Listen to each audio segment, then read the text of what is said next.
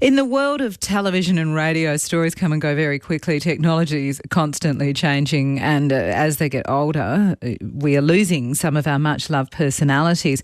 Thankfully, there are still a few people out there working hard to preserve our broadcast history, and Ken McKay is one of them. Ken worked for many years with Channel 7 and the ABC. When he retired, he dedicated a lot of his time to preserving our heritage by sharing stories, photos and video footage through his website. Last night he was recognised for his work at the WA Heritage Awards for his voluntary contribution. Ken, lovely to chat with you. And same here, and good afternoon, Julia. When did you start working in television, Ken? Back in 1962, before the Commonwealth and Empire Games in Perth, I was working at 7, and in those days I was a boom operator, but soon after that I was put into videotape to learn that area, which was very, very new. Only acquired the equipment.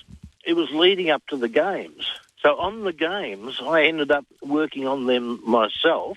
My boss at the time was a gentleman by the name of Alan Bateman. Now, Alan Bateman ended up at the ABC as an important program controller, and from there he went back to commercial television, and he was with both 7 and 9, and he was responsible for Home and Away, starting up Home and Away. But he was there with the ABC in the early days, and with Harry Butler. Harry Butler did a series, and others. Oh, I remember Harry Butler well. I think a lot of us grew up with Harry Butler. Now, what about a few of the big events you worked on, Ken?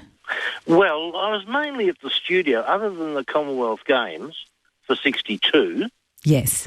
Which was a big thing in those days. That was done in conjunction with the ABC. So the ABC brought across vans from interstate, and so did 7. They weren't affiliated with any particular station, so they were getting vans from the 9 network. But that was a big affair at the time. Other things were things like Miss WA and Golf OBs and the like. But then it was mainly in the studios, and that was recording. In those days, it was recording all their big shows when there was a lot of local production. And that was also the case with the ABC. The studio at the ABC was very, very busy with doing all manner of things, though probably a little more highbrow than what 7 was doing because of the ballet and the arts and those sorts of things. But the ABC, ABW2 as it was then, it started up only 6 months after 7, and they started in October 1959. But it was an exciting time, and the thing was that got to meet a number of the ABC fellas at the Commonwealth Games because both stations had their vans parked next to each other. And we always used to be amazed at how well kitted the ABC OB van was. It had tea-making facilities. They had dedicated drivers, whereas the commercial, everyone was doing multiple tasks. Well, things have changed since then, can I tell you. Ken McKay, our guest on 720 ABC Perth, where we make our own tea now, is with us, recognised at the WA Heritage Award for his contribution in preserving Western Australia's television and radio history. I bet you would have stumbled across Ian Cameron, that fellow, in your time, Ken. Well, Ian had come across from 6IX while I was there. When I arrived, which was 73, John Jawan was the breakfast announcer, extremely popular fella, former vaudevillian. But anyway, when he retired, I think about 1974, thereabouts, David Hawkes took over. He became very popular, but then he was siphoned off into the commercial arena.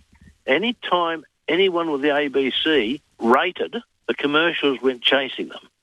So anyway, when David went, I think he went to KY or over East, one of the two. The manager, what was then 6WF, was Tony Badgery Parker. And Tony knew what Ian was capable of. Ian was a different kettle of fish than the normal run-of-the-mill announcers. He had a great wit, very politically incorrect, but his voice had a certain nasal quality, which I don't think the hierarchy at the ABC were all that fond of. Didn't appreciate it. But Tony put him on breakfast, and off he went. and that was brilliant. And it was a wonderful time. On 6WN, the classical station, was Charles Southwood. Now, both had a wonderful wit, except Ian had a different nature, very naughty, and Charles was sort of very proper, but very funny people. Yes, I imagine they were a lot more. They were much more proper on air than they were behind the scenes. What sort of stuff have you collected? What can people see at your website, Ken? Well, it's stories mainly, and a lot of the material has come from the veterans. Memorabilia that they've collected, things that may have been thrown in the rubbish bin years ago, but people kept it as a memento, and photos that they personally took. Now, the other thing is, both with the ABC, with Channel 9 and with Channel 7, and to a lesser extent with Channel 10 because of the shorter history, we've been given access to archival photos. And 7 had the most incredible quantity. And the thing about that station was Sir James Crothers. Now, he has an archive in the State Library, and he kept everything you could imagine. His school tie, anything that he came across, he kept, and it's in the library. And he was the same with the station. So it had a wonderful archives, newspaper clippings, publicity, you name it, it was all kept. So when we were doing research on the ABC, we went to their archives because it was all there. So that proved to be extremely valuable. Now, he also kept a lot of film, a lot of videotape, and unfortunately that all changed because the company was doing extremely well. Around about 1980 was paying a dividend of 30%. But it was during the 1980s, it was the decade of greed is good, and so you had the corporate raiders, and Robert Holmes à Court went in, grabbed control of the place, and Sir James retired. So the fabric of the place started to change from then. Sir Jim had set up a wonderful museum out there with all manner of things, and that all got dispersed of. It got to the stage where staff were worried about this and actually hid things from management.